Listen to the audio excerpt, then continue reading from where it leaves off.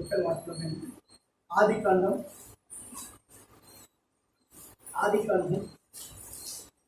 ఉందా మీ బైబిల్లో? ప్రకటన గ్రంథం పాపం చూడండి, చెప్పండి. బైబిల్ చూడండి, ప్రకటన గ్రంథం పక్కనే ఉంది. చూస్తున్నారు వాళ్ళు. ఈ ప్రసంగం చెప్పి చాలా ఈజీ. ఎందుకంటే ఆదాము హవ్వ చెల్లెలు అయితే కూడా మీరు నమ్ముతారు, వదిన అయితే కూడా నమ్ముతారు. మీకు చాలా ఈజీ ప్రసంగం చేయొచ్చు మీరు. కానీ ఇక్కడ నేను ఈజీ ప్రసంగం చేసి గెలవచ్చు. కానీ పరలోకంలోకి వెళ్ళినప్పుడు ఆదాకి ఏమైందని నేను అడిగితే ఆడ చెప్తాను ఇప్పుడు. మరి కింద ఆ వదిన అయితే చెప్తున్నారు, అప్పుడు తేలిపోతాను. హల్లెలూయా. ఆదికాండం 12వ అధ్యాయం 2-3 వచ్చిన చదువు సహాయం చేయండి. నిన్ను గొప్ప జనముగా చేసి నిన్ను ఆశీర్వదించి నిన్ను గొప్ప జనముగా చేసి నిన్ను ఆశీర్వదించి నీ నామమును గొప్ప చేసేది. నీ నామాన్ని నేను గొప్ప చేసిన. నువ్వు ఆశ్చర్యకరంగా ఉండవు. అందరూ అవునన్నావా? ఎందులో కనుక బిర్యానీ పెడతారు. నిన్ను ఆశీర్వదించే వాళ్ళని నేను ఆశీర్వదిస్తాను. నిన్ను దూషించే వాళ్ళని శపించేదాను. నిన్ను ఎవరైతే దూషిస్తున్నారో, ఎవరైతే నిన్ను శపిస్తున్నారో, ఎవరైతే నిన్ను చూసి అదొక రకంగా ప్రవర్తిస్తున్నారో వాళ్ళని నేను శపిస్తాను. ఆమేన్. హల్లెలూయా. హల్లెలూయా. మాట నాకు నా హృదయంలో కూర్చోబెట్టింది. నేనైతే రాళ్ళు చేరుకున్నట్టు అనుకున్నాను. నిన్ను ఆశీర్వదిస్తాడు దేవుడు. ఒకటి వినాలి. నీ నామాన్ని గొప్ప చేస్తాడు. రెండోది.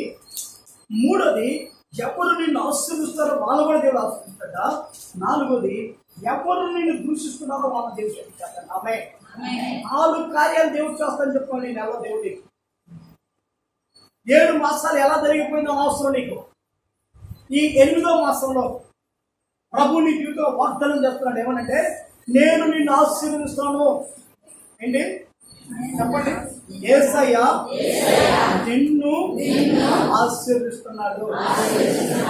యేసయ్య నన్ను ఆశీర్వదిస్తున్నాడు. ఫస్ట్ యేసయ్య నిన్ను ఆశీర్వదించడం ఏంటంటే, రెండోది అంటాడు నీ పేరు నేను గొప్ప చేస్తాను. అలా నీ నామం అంటే పేరు నాకు. నామాలు అనే పదానికి అర్థం లేని పేరు.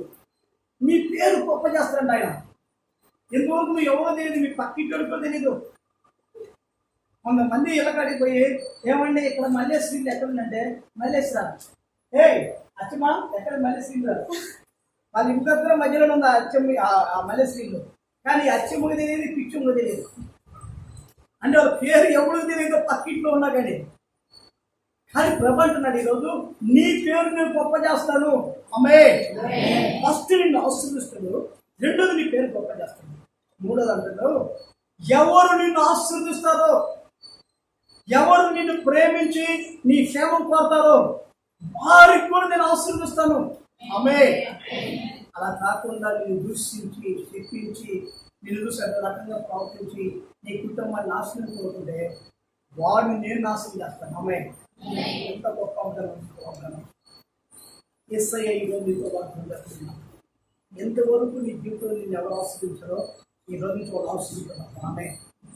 ఈ రోజు నుంచి ఇంతవరకు నేను ఎవరు శపిస్తూ వస్తున్నారో వారే ఆ పంటను కోసుకోబోతున్నారు. మరి నా పరిస్థితి ఏంటన్నా అంటే నువ్వు ఆశీర్వదకరంగా ఉంటావు. ఆమేన్. హల్లెలూయా. హల్లెలూయా. హల్లెలూయా. యేసు ప్రభు ఎక్కడ ఉన్నాడు ఇప్పుడు? మీ లోపల ఉన్నాడా? నిజంగా డౌట్ ఏమన్నా? హలో రమేష్, యేసు ఎక్కడ ఉన్నాడు? ఈ లోపల ఎలా ఉన్నాడు? ఎక్కడున్నారు యేసయ్య? మరి ఎందుకు నీకు భయం?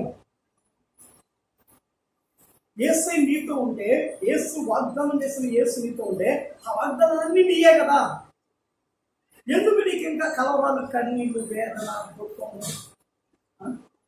చాలా మంది అంటారు, అన్న ఎందుకు వెళ్ళారమ్మా అక్కడికి వెళ్ళకూడదు కదా, ప్లేస్కి మనం వెళ్ళకూడదు అన్నా. రేపు మా అబ్బాయి పెళ్లికి కావద్దు, రేపు పొద్దున్న నాకు ఇలా జరిగితే రావద్దన్నా, మా బంధువులన్నా, మా అక్క సంబంధికులన్నా, మా స్నేహితులన్నా, మా పొలకోళ్ళన్నా, యేసయ్యని ఎప్పుడైతే నువ్వు నమ్మావో ఆ రోజు నీ పొలం మునిగిపోయింది. ఆమె యేసయ్యని ఎప్పుడైతే నమ్మావో ఆ రోజే పోయిన సమస్తం నీకున్న బంధు పరకంతో ఎవరైతే యేసయ్య నీ బలం. ఆమె యేసయ్యే నీ బంధువు. నేను ఎప్పుడైతే చెప్తా, చాలా మంది నన్ను అడ్డా అంటారు మా బంధువులు, నువ్వు ఎవరింటికి కావాలి నీ ఇంటికి కూడా నువ్వు రమ్మని చెప్పింది. నాకు గెలిచే కదా నేను రాకండి, నేను నీకు అవకాశం ఇవ్వాలి కదా, నేను నిన్ను పిలిస్తే కదా నువ్వు వచ్చేదానికి. పిలవకుండా వచ్చే చాలా మంది ఉన్నారు. నాకు నేను అసలు పిలిస్తే నువ్వు రావాలి వస్తా ఉంటాను. నేను ఎవరు పిలుస్తున్నా అసలు వచ్చి నేను ఎలివేశాను. నువ్వు నన్ను ఎలివేయలేదు, నిన్ను ఎప్పుడో నేను ఎలివేశాను. ఆమె వాళ్ళు నన్ను కాదు ఎలివేసి, నేనే వాళ్ళు ఎలివేశా. ఎందుకంటే అబద్ధాలు కొద్దు నాకు వద్దురా బాబు, ఆ రోజు కొద్దు నాకు వద్దు. ఆ అబద్ధాలు ఆడతావు, ఈత గురించి ఈర్ష్యం పడతావు, ఈత గురించి స్వార్థంతో ఆలోచించడం ఎంత స్వార్థం అండి. మనిషి క్షేమం ఉండ అన్నదమ్ములు కూడా ఓర్చుకోలేని పరిస్థితి ఉంటుంది. ఒక తమ్ముడు ఒక అన్న పచ్చగా ఉంటే ఓర్చుకునే పరిస్థితి, ఒక తమ్ముడు ఆనందంగా ఉంటే అన్న వాడుకునే పరిస్థితి. ఎంత భయంకరమైన పరిస్థితుల్లో మనం జీవిస్తూ చూడండి. ఆమె హల్లెలూయా. అలాంటి వాళ్ళతో మనకు అవసరం ఉందండి. అసలు వాళ్ళు మనల్ని ఎలివేయలే, మనమే వాళ్ళు ఎలివేసేసాం. వాళ్ళు మనలో కాదు తునీకరించి, మనమే మనం తునీకరించేసాం. మనల్ని దేవుడు స్థాయికి మార్చే స్థాయిని మార్చే స్థాయి ఉన్నతమైన స్థాయికి తీసుకెళ్తాడు. ఆమె హల్లెలూయా హల్లెలూయా. మీకు ఎలా ఉందండి ఈరోజు? అన్న వాక్యం చెప్పట్లేదు, ముఖ్యంగా చెప్తుంది. ఒక పక్కేమో పెద్ద అవసరం చెప్పింది, ఒక పక్కేమో పెద్ద మాట చెప్తున్నట్లు ఎట్లా గురించి చేస్తున్నప్పటికీ ఇంట్లో ఉన్న బంధువులు ఉండాలి కదా. ఇంట్లో జరుగుతుంది ఎట్లా రేపు పొద్దున ఎవరు వచ్చినా అక్కడ వేసే వచ్చాడు. ఆమె ఇలా జ్యోతిమయ పెళ్లికి ఎవరు వచ్చినా అక్కడ వేసి వచ్చాడు. ఎంత ప్రసన్నత అంటే అసలు నాకైతే పాట పాటలు మేఘాల్లో తేలిపోతున్నట్టే ఉంది. మేఘాల్లో తేలిపోతూ అట్లాగా అసలు అంత ఉత్సాహం ఉంటుందంటే ఇంకా ఆకుబుద్ధిగా అట్లా టైం అయిపోయి అన్నం అయిపోతే అన్నం మళ్ళీ వాడు కూడా ఎక్కడ మళ్ళీ సాయంత్రం పోయి నీ పోయి చేస్తే ఆడబెడితే మళ్ళీ నీ పోయి కూడా నాపే కదా అయితే అసలు అయితే నాకు ఆకుబుద్ధే కదా. అంత మేఘం కొనుక్కుపోయింది. ఇస్రాయేల్ కూడా మేఘం కొనుక్కున్నట్టుగా ఈ ఆవరణంతా దేవుని మహిమ మేఘం కొనుక్కుపోయింది. ఆ మేఘం కింద మనం ఉన్నాం. హల్లెలూయా. బాబాయ్ వచ్చే అంత, చిన్నమ్మ వచ్చే అంత, వాళ్ళ పుట్టిన వచ్చే అంత రాకపోతే యేసు ప్రభువే వచ్చేసాడు. ఆమె హల్లెలూయా. యేసు ప్రభు రాకపోతే ఎంతమంది వచ్చి ఉపయోగం ఉందండి? 30 ఉంటుంది. ఉపయోగం ఏముండదు, అవమానం. అందుకని ప్రభావం ఈ రోజున నేను నిన్ను ఆశీర్వదిస్తాను. ఏమంటాడు? యేసయ్య నిన్ను ఆశీర్వదిస్తాను. ఫస్ట్. రెండో గంటలో ఆశీర్వదించడే కాదు, నీ పేరు కూడా నేను గొప్ప చేస్తాను. ఆమె హల్లెలూయా. అంతేకాదు నిన్ను ఆశీర్వదించి, నిన్ను ప్రేమించి, నీ క్షేమం కోరేవాళ్ళు కూడా నేను ఆశీర్వదిస్తాను.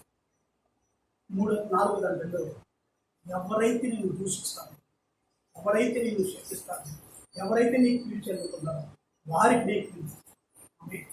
నువ్వు చేయాల్సిన అవసరం లేదు, యుద్ధం అయింది. ఈ రోజు చూడండి, నీ కీడు చేసే ప్రతి వ్యక్తి నీ ఎదుట సంవత్సరం జీవితంలో ఉండడు. భూమి మీద ఉండడు. వేస్తున్నాము మనం మరి ఏమైపోతున్నాం? ఏమవుతుంది నాకు తెలియదు. అప్పుడో బతుకులో కనపడకూడదు, నీకు కనుమరుగైపోతాడు, నాకు అనవసరం. ఉండడు ఆ వ్యక్తిగా. ఒక దైవజనుడిని ప్రోత్సహిస్తున్నాను ఈ రోజు నా వాగ్దానాన్ని. ఆమేన్. ఎందుకంటే దేవుడు వాక్యం కూడా అలాని చెప్తుంది. హల్లెలూయా. ఎప్పుడు ఈ వాగ్దానం మన జీవితం నెరవేర్చబడింది. ఈ వాగ్దానం మన జీవితం నెరవేర్చబడాలంటే మన పునరుద్ధరణ ఉన్నతమైన క్వాలిఫికేషన్ ఏంటో రెండు మాటలు ఉంచుతాను. ఒకటి, నిన్ను ఆశీర్వదించాలన్నా, నీ నామం గొప్ప చేయబడాలన్నా, నిన్ను దూషించే వాడిని ప్రభువు నీ పక్కన వేసి దూషించి శిక్షించాలన్నా, నేను ఫస్ట్ వాళ్ళని ఆరాధించి విధేయత ఉండాలి. విధేయత. అబ్రహాము దేవుడు పిలిచాడు. ఎక్కడుంటే ఒక భయంకరం శపించబడినటువంటి అనుభవాల్లో ఒక విగ్రహాధరణ కుటుంబంలో ఉంది. విగ్రహాధరణ చేతితో సంస్థలు తెచ్చిన బొమ్మల ముందు బ్రతుకుతూ జీవనం కొనసాగిస్తున్న వ్యక్తిని అబ్రహాముని ప్రభు పిలిచాడు. అబ్రహాము, నేను నిన్ను ఆశీర్వదిస్తారా, నేను చూపిస్తున్న దేశానికి నువ్వు బయలుదేరి రా, నాతో కలిసి నీ తల్లిని విడిచిపెట్టు, నీ తండ్రిని విడిచిపెట్టు, నీ బంధువుని విడిచిపెట్టు, నీకు కలిగిన సంపదంతా విడిచిపెట్టు, నేను చూపిస్తున్న దేశాన్ని నాతో కలిసినా చెప్తే అబ్రహాం గారు ఏం మాట్లాడదండి. అయ్యా నువ్వు ఎవరో నాకు తెలియదు బాబు, ఎప్పుడు నిన్ను చూడలేదయ్యా, అసలు నీ మాట ఎట్లా నమ్మాలో నాకు అర్థం పెట్టదయ్యా. ఒకసారి మా ఇంటికి ఒక అతను వచ్చాడు, మా బాలంగి తీసుకుంటున్నాడు, ఎంత గొప్పడు. తాత మా ఇంట్లో రోజు అన్నం అలా తీసుకుంటున్నాడు. ఈ అడుక్కునే వాడికి మాటలు ఎక్కువ ఉంటాయి. చూడండి, అడుక్కునే వాళ్ళు చెప్పే మాట వాళ్ళు చెప్పలేదు, బతికి తెచ్చిన వాళ్ళంతా. వీళ్ళు చెప్పాడంట, నాకు 100 ఎకరాల పొలం ఉంది, 100 ఎకరాలు వదిలిపెట్టి వచ్చేసాను మోసం. ఇప్పుడు ఈ అబ్బాయి నాకు దర్శించేసామా, నేను తీసుకెళ్ళి 100 ఎకరాలు ఇంటి పేరు రాసేస్తాను. నిజం అనుకున్నారండి. అయ్యా మేము పంపించాం, అయ్యా నువ్వు ఎప్పుడు చూడలేదు కదా, నువ్వు మరి నీ మీద నమ్మకం మాకు కట్టగలుగుతాయా. రోజు 3 సార్లు తింటున్నాను. పొద్దుగా 1 సార్లు తింటాడు, మధ్యాహ్నం 1 సార్లు తింటాడు, సాయంత్రం 1 సార్లు తింటాడు. రోజు తింటాడు. ఒక రోజు ఏంటంటే మీరు నమ్మట్లేదు కదా నన్ను, మీ ఆధార్ కార్డు ఇచ్చేసే, ఓటర్ కార్డు ఆధార్ కార్డు ఇచ్చేసే, నేను వెళ్ళి మీ పేరు రిజిస్ట్రేషన్ తెచ్చుకుని తీసుకొస్తాను. ఆ ఆధార్ కార్డు ఇచ్చారు, రేషన్ కార్డు ఇచ్చారు. ఆధార్ కార్డు లేదు, రేషన్ కార్డు లేదు. ఆడు కూడా ఇద్దరు కలపాలి. మంచి డబ్బులు కూడా ఇచ్చారు పాపం. వీళ్ళేమో చిరిగిపోయారు, డబ్బు గొప్పలు, వారికి మంచి డబ్బులు ఇచ్చారు. మాటలు నేర్చింది బాగా. కానీ నా దేవుడు అలాంటి వాడు కాదు, నేను ప్రకటిస్తున్నేసే. అబ్రహామును పిలిచాడు, అబ్రహాము నువ్వు బయలుదేరా నాకు, నీ దేశాన్ని విడిచిపెట్టు, మొదట నీ జనులను విడిచిపెట్టు, నీ బంధువులని, నీ రక్త సంబంధికుల్ని సమస్తాన్ని విడిచిపెట్టు రా, నేను చూపిస్తున్న దేశానికి. అక్కడ నేను నిన్ను ఆశీర్వదిస్తాను. ఆమె అక్కడ నేను నిన్ను గొప్ప చేస్తాను. అక్కడ నిన్ను ఆశీర్వించే వాడిని నేను కూడా ఆశీర్విస్తాను. నిన్ను శపించే వాళ్ళని నేను శపిస్తాను. అబ్రహాం ఏం మాట్లాడకుండా యేసు మాట్లాడలేదు.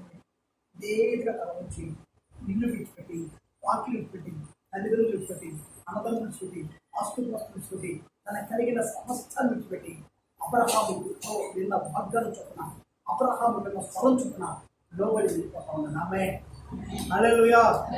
మరి అబ్రహాము దేవుడు ఆశ్రయించడా లేదా? అబ్రహాము 13వ అధ్యాయం వస్తే అన్నమాట అబ్రహాము కలిగిన సమస్తమును కలిసి జీవించడానికి దేవుడు ఆశ్రయించాడు. చదువు చెప్పు చదువుక. 13వ అధ్యాయం తనకు కలిగిన సమస్తమును, తన భార్యను, తనతో కూడా ఉన్న లోతును వెంట పెట్టుకొని ఐగుప్తులో నుండి నెగేబునకు వెళ్ళెను. అబ్రహాము వెండి బంగారములు వస్తువులు కలిగి బహు ధనవంతుడై ఉండెను. అతడు ప్రయాణము చేయుచు దక్షిణం నుండి బేతేలు వరకు అబ్రహాముతో కూడా వెళ్ళిన లోతును ఒదెలు గొడ్లు గుడారములు ఉండెను కనుక వారు కలిసి నివసించడానికి ఆ ప్రదేశము చాలకపోయింది. హల్లెలూయా. చూడండి, అబ్రహాం ఆస్తి అంట కలిసి నివసించలేనంత ఆశీర్వదించబడండి. ఆమె బహు ధనవంతులైపోయాడంట. ప్రారంభించి ఇంట్లో నుంచి వచ్చేటప్పుడు ఒంటరిగా వచ్చాడు. అతను ఇంట్లో నుంచి వచ్చేటప్పుడు కనీసం ఒక వస్త్రంతో తప్ప దానికి వేరొకటి ఆధారం లేదు. వచ్చేటప్పుడు పలకరించే వాళ్ళు లేరు అబ్రహాంకి. వచ్చేటప్పుడు అబ్రహాంకి ఆకలి అయితే అన్నం పెట్టే వ్యక్తి కాదు కదా, అన్నం తినడానికి కూడా లేదు. ఏమీ లేకుండా దేవుడు చూపిస్తున్న ప్రదేశానికి నమ్మి విశ్వసించి విధేయతతో తలవంచి వచ్చాడు. కానీ అబ్రహాంకి కొంచెం ముందుకు వచ్చి చూస్తాడు కదా, బహు ధనవంతుడైపోయాడు. ఆమె హల్లెలూయా. ధనవంతుడు అవుతాయి కాదు, కలిసి నివసించినంతగా దేవుడు ఆయన ఆశ్రయించాడు. ఈ రోజున దేవుడిని ఆశ్రయించబోతున్నాడు. ఆమె ఈ రోజు నీ కుటుంబం దేవుడు ఆశ్రయించబోతున్నాడు. ఈ రోజు నీ పిల్లల దేవుడు ఆశ్రయించబోతున్నాడు. ఎప్పుడైనా నీ జీవితం ఇలాంటి కలిసి నివసించినంత సమృద్ధి ఆశీర్వాదము నీకు నీ పిల్లలకు కలిగేదంటే విధేయతగా విశ్వసించినప్పుడు. ఆమె ఈ వాక్యాన్ని నువ్వు నమ్మి విధేయత తల ఉంచి విశ్వాసం ఉంచి నమ్మిక మాత్రం ఉంటే బయట వాక్యం ఉంటుంది. నమ్మిక మాత్రమే ఉంచు. మాత నీ తమ్ముడు నిద్రిస్తున్న దగ్గర చనిపోలేదు. నమ్ముట నీ వల్లైతే నమ్మువానికి సమస్తము సాధ్యమే. ఈ రోజు నువ్వు నమ్మగలిగితే ఈ వాక్యాన్ని, ఈ రోజు ఈ మాటను విశ్వసించగలిగితే, ఈ రోజు ఈ మాటని విని విశ్వసించే నీవు దాన్ని అవలంబించగలిగితే, దానిపైన కాస్తంత నువ్వు మనసు పెట్టి విధేయతగా లోబడగలిగితే ఆ వాక్యానికి, ఆ వాక్యాన్ని గుర్తులంటుంది నేను నిన్ను ఆశీర్వదిస్తాను. ఆమేన్. హల్లెలూయా. ఎప్పుడయ్యా దేవుడు ఒకరోజు ఆశీర్వదించి వచ్చేస్తున్నాడు దేవుడు. ఒక్కసారి దేవుడు ద్వారా తెరిస్తే నువ్వు చచ్చిపోయిన రోజు ఆ ద్వారా వీణేమో. ఆమేన్. చదవండి ఆ మాట కూడా. 21వ అధ్యాయం 24వ అధ్యాయం 1వ వచనం.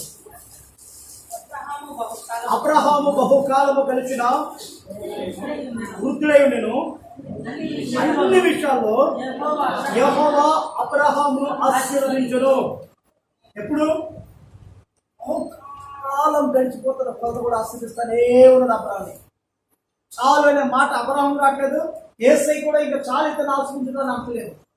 బహు సంవత్సరంలో గడిచి వృద్ధుడైపోతున్న కొలత కూడా అబ్రహాం దేవుడు ఆశీర్దిస్తానే ఉన్నాడు. తరతరాలు ఆశీర్దిస్తూనే ఉన్నాడు. తరతరాలు ఆశీర్దిస్తూనే ఉన్నాడు. ఆమేన్. హల్లెలూయా. ఇలాంటి ఉన్నతమైన ఆశీర్వాదం నీ జీవితంలో కావాలంటే, ఎంత ఉన్నతమైన గొప్ప చేయబడే నామం నీకు కలిగి ఉండాలంటే, నిన్ను చూసి శపించు వాళ్ళందరూ శపించబడే వాళ్ళగా ఉండాలంటే ఒకే ఒకటే, ఫస్ట్ విశ్వసించి విధేయత కలిగి దేవుని మాటను కావాలి. ఆమేన్. హల్లెలూయా. హల్లెలూయా. వివాహంలో తలని కూర్చున్నా చెప్పండి, నాకు తెలియదు. వివాహంలో పాల్గొంటారు కదా, తలని కూర్చున్నారు. అమ్మా అప్పుడు మీరు ఎందుకంటే మీకు లోపట్లేదు. ఎందుకు ముసుగుది మనగానే అయ్యగారు అసలు అసలు ఆ వాసుని చూస్తుంటే నాకైతే కూర్చుని లేకపోతే ఈ పిల్లలు అనిపించి నాకు భయం వేస్తుంది. నేను ఎక్కడ పట్టుకోవాలి ఆయన పిల్లల్ని సాగేటట్టే కనుకుంటుందని అసలు జ్యోతిర్మయ కార్తీ గారు వచ్చి రాకుంటే ఈ పిల్లలు నెచ్చేటట్టు ఉంటుంది. నేను ఈ పాస్ గారిని